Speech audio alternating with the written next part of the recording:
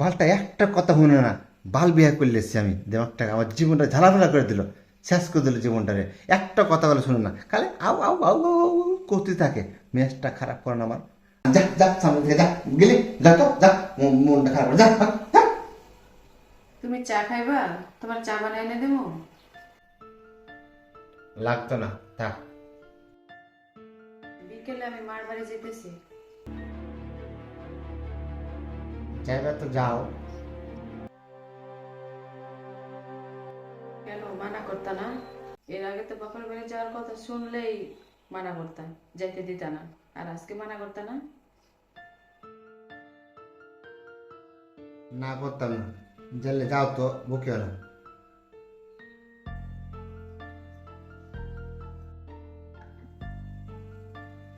আমি মার বাড়ি গেলাম, আমার যেন আনতে না যাওয়া হয়।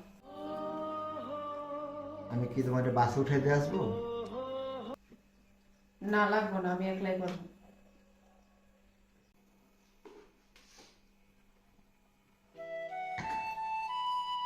আয় বললা দেখি দুদিনের ভিতরে। কাজ শেষ, এই জন্য আই করছি। কি এমন কাজ ছিল যে তাড়াহুড়া করে গেলে, তাড়াহুড়া করে দুদিনের ভিতরে আয় পড়লা?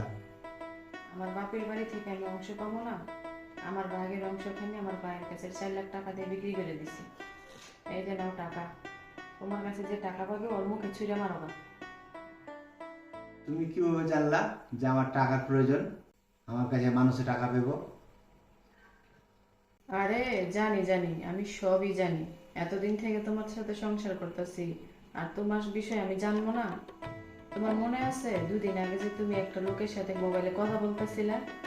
কোথা থেকে টাকা দিবেন জানি না, ঈদের আগে টাকা দিবেন আমারে। আরে ভাই, আপনাকে তো বলেছি যে আমি ঈদের পরে আপনাকে টাকা দিয়ে দেবো। আপনি বললেই হবে? এতগুলো টাকা এখন আমি কোথায় পাবো বলেন ঈদের আগে? কোথায় পাবেন, কোথা থেকে দিবেন এটা আমি বলতে পারবো ভাই। আমার টাকার দরকার, আমাকে টাকা দিবেন ঈদের আগে। আপনি বাড়ি বেচে দিবেন না চুরি করে দিবেন সেটা আপনি জানেন। আপনার টাকা নিয়ে তো আমি আর খাইলি নাই ভাই, টাকা লস খেয়ে গেছি। আমাকে সময় তো দিবেন নাকি? আমি আপনাকে ঈদের পরে টাকা দিয়ে দিব তো বললাম। আচ্ছা ঠিক আছে, ঈদের কতদিন পর টাকা দেবেন আপনি? আপনি নিজেই বলেন। 1 সপ্তাহ মতো সময় দেন তাহলে হবে। আচ্ছা ঠিক আছে, আপনার কথায় আমি রাখলাম। ঈদের 1 সপ্তাহ পরে টাকা দিয়ে দিবেন আমাকে, এটা নিয়ে জেনে আর বেশি কথা না হয়।